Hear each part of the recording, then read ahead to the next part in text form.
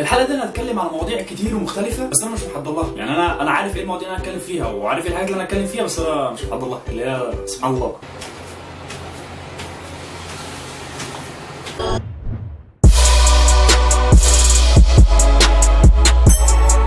في ناس كتير قوي سالتني وقالت لي انا اتفرجت على انميات كتير قوي، هو انا كده بقيت اوتاكو؟ مش معنى انك اتفرجت على اكتر من 50 انمي يبقى انت كده بقيت اوتاكو، او انك تروح ايفنت انمي في القاهره وترجع اسكندريه عشان تروح ايفنت كمان. واحد صاحبك يكلمك ويقول لك انا عامل ايفنت هناك فتروح، وبعد كده تروح على الزقازيق عشان واحد صاحبك تاني قال لك ان في ايفنت هناك، بعد كده ترجع اسكندريه عشان في ميتنج انمي، بعد كده تكتشف ان في ايجي كون في القاهره، فجس وات هتروح برضه، وبعد كده ترجع اسكندريه عشان سبحان الله سبحان الله تلاقي ايفنت كمان. فعشان تعرف انت اوتاكو ولا لا لازم تعرف اساسا يعني ايه كلمة اوتاكو. بعد معناه كبيرة ان انا اعرف معنى كلمة اوتاكو، واللي انا اجيب لكم المعلومة الصح اللي هي هتفيدكم. تركيزي كان 100%، ما كانش في حاجة بتلهيني خالص، ما كنتش باكل، ما كنتش بشرب، كنت صاحي ال 24 ساعة. فتحت مواقع كتير، ما كنتش عايز افتح فيس مثلا، ما كنتش عايز اسمع اغاني خالص، ما كنتش عايز اسمع اغاني خالص. يعني ما فيش اي عامل الهاء بالنسبة لي عشان اوصل لكم المعلومة الصح. لقيت الناس بتصنف كلمة اوتاكو لحاجتين، اول حاجة وهي اوتاكو، تاني حاجة وهي اوتاكو العرب.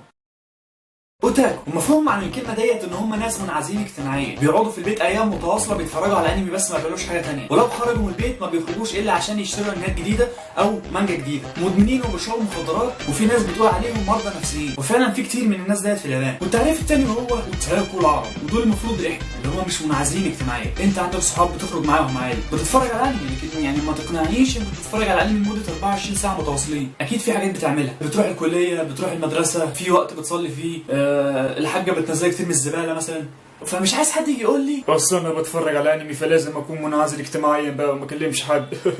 يعني ما تحورش على انت كده بتسيء نفسك وبتسيء الناس اللي بتتفرج على انمي، وده بيخلي المجتمع المتخلف اللي احنا عايشين فيه يفهمنا غلط ويرفضنا. فلو انت مش عارف تختار بين الاسمين عندك حل وسط، وهو انمي فان. انت مثلا اتفرجت على انمي واحد وعجبك النوع دوت من الانيميشن، انت كده بقيت انمي فان. مش لازم تكون اتفرجت على جميع الانميات، مش لازم تحضر كل الايفنتات اللي بتتعمل، مش لازم تملى البروفايل بتاعك صور انمي. دي حاجه انت بتحبها، اتعامل معاها بطريقتك انت وباسلوبك انت. نيجي بقى للجزء اللي انا فعلا عايز اتكلم فيه. كان في ايفنت من فتره كان في حاجات مش لطيفه، اللي هو يعني كان في حاجات حلوه لناس معينه ووحشه لناس معينه. فانا عايز اسمي الفقره ديت ما فقرة حاجات سنجو بيكرهها، فقرة ثابتة كل حلقة.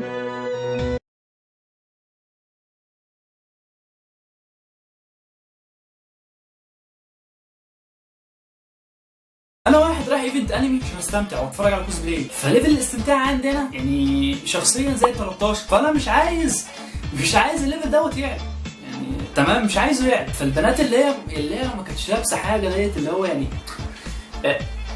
بابا فين يا لينا؟ ايه رايهم في الموضوع دوت؟ ايه رايهم في الكوسبلاي دوت؟ يعني لما تيجي تاخد رايهم مثلا هيقولوا ايه؟ تعالوا نتخيل الموقف كده هيبقى عامل ازاي. بابي ايه رايك في الكوسبلاي بتاعي؟ بس انت مش لابسه حاجه.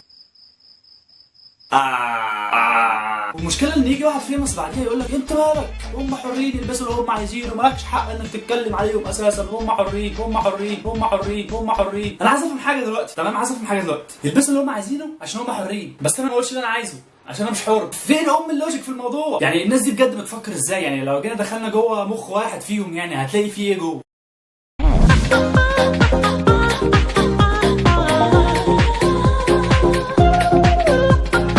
في عادات وتقاليد في مجتمعنا منها الحلو ومنها الوحش، بس مش هتبقى انت الشاب الروش الجامد جدا اللي هتيجي تكسرها. لو انت عايز تكسرها فعلا مش هتبقى بالطريقه دي خالص. دي وجهه نظري في الموضوع دوت. عايز تتقبلها ماشي، مش عايز تتقبلها اعتبرني ما قلتش حاجه. اعمل لايك، سبسكرايب، كومنت، وان شاء الله اشوفكم الحلقه الجايه. يا ريت تقولوا لي في الكومنتات المواضيع اللي عايزين تتكلموا فيها، لان دخلت الكليه خلاص وفاضي اعمل فيديوهات في اي وقت عادي.